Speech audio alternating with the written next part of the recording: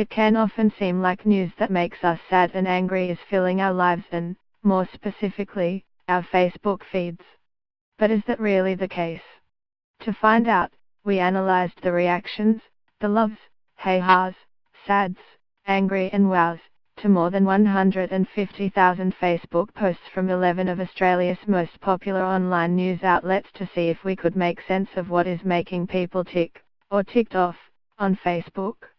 That's more than 24 million emotional reactions since January 1, 2017. If you've reacted to a news story on Facebook in the past year, chances are we've tallied that up in these results.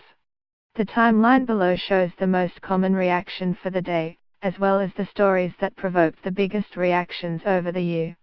Aside from showing the sheer mass of content that organizations, like ABC News, 7 News, the Sydney Morning Herald, and others put on Facebook, the data gives us a few clues as to the most common reactions. If anyone was counting, anger was the most popular reaction on 169 of the 343 days captured in our data. Sad came in second with 132 days, followed by haha with just 20 days, then love with 16 and wow with 4.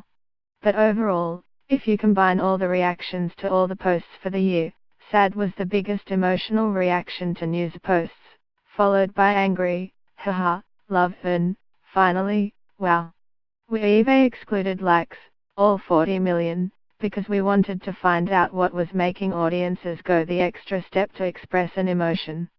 It's not hard to see why sadness came out on top when you look at total reactions over the year.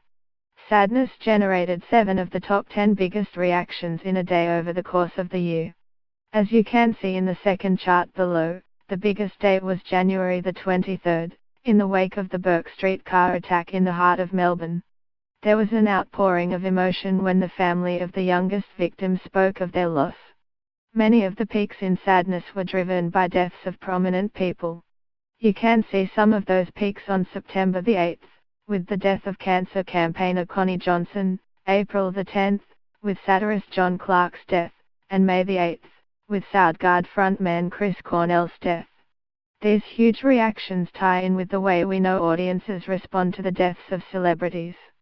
News about celebrities circulates as cultural texts that carry shared social experience, and grief is a powerful personal experience that can have a collective social dimension. Glenn Fuller, a co-author of the University of Canberra's 2017 Digital News Report, said, "What's interesting is that, according to Facebook's own data, love is by far the most popular emotional reaction on the site.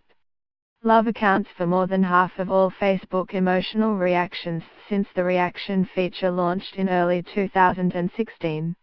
To find out, we looked at the keywords behind some of the most popular posts of each reaction.